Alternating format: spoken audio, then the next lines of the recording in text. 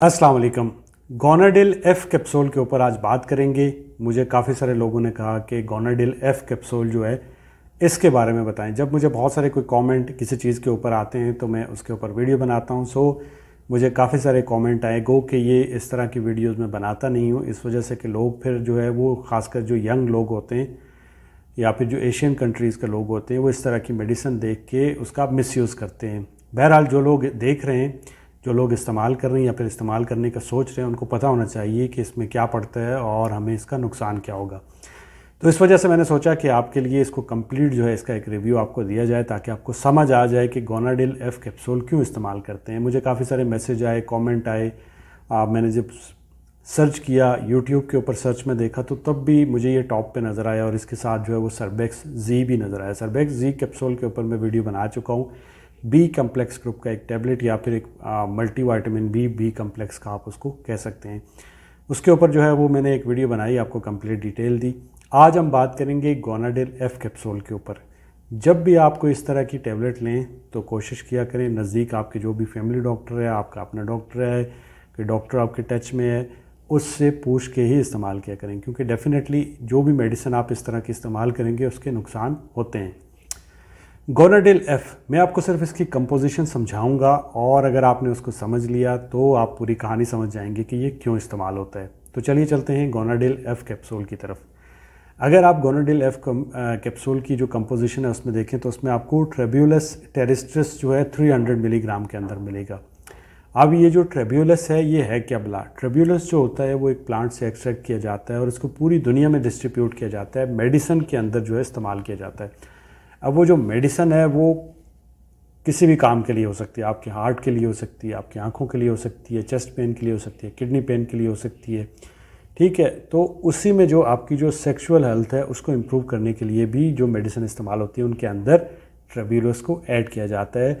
जब आपका लो टेस्टोस्टेरॉन होता है, आपका टेस्टोस्टेरॉन लेवल जो होता है वो लो हो जाता है, कम हो जाता है, तो उसके लिए इसको ऐड किया जाता है। सेकेंड पे इसमें क्या डाला जाता है? इसमें डाला जाता है एल ऑप्टी जिंक। कितना है? 40 मिलीग्राम के अंदर जो है इसको डाला गया है। अब जो जिंक है वो तो मुख्तलिफ़ चीज़ों में इस्तेमाल होता है, लेकिन ये है कि जिंक की जो इसके अंदर डाला गया है वो लिबिडो के लिए डाला गया है या फिर आपकी जो पावरफुल इरेक्शन होती है उसमें काम आता है जिंक।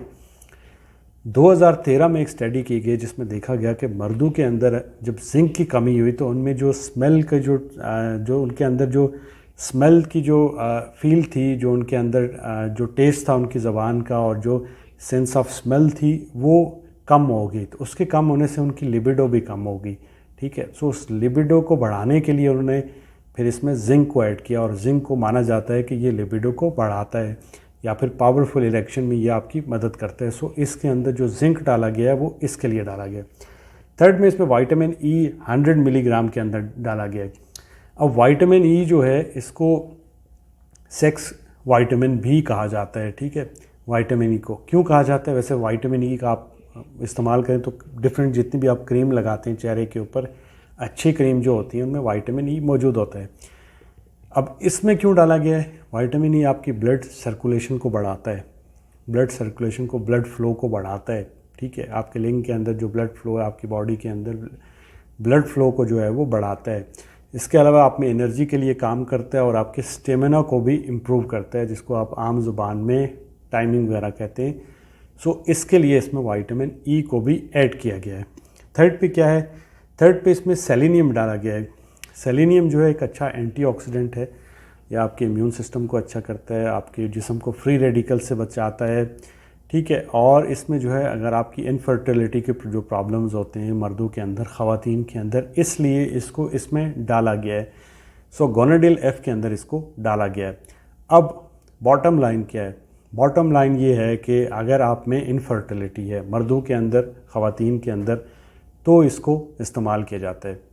इसके अलावा अगर आप में ओलिगोस्पर्मिया है, ओलिगोस्पर्मिया क्या कहते हैं सिंपल ज़ुबान में? जब आपने सीमन टेस्ट करवाया और उसमें आपका जो स्पर्म काउंट है वो लो आया, जो स्पर्म थे आपके सीमन के अंदर वो कम आए, तो उसे ओलिगोस्पर्मिया कहते हैं।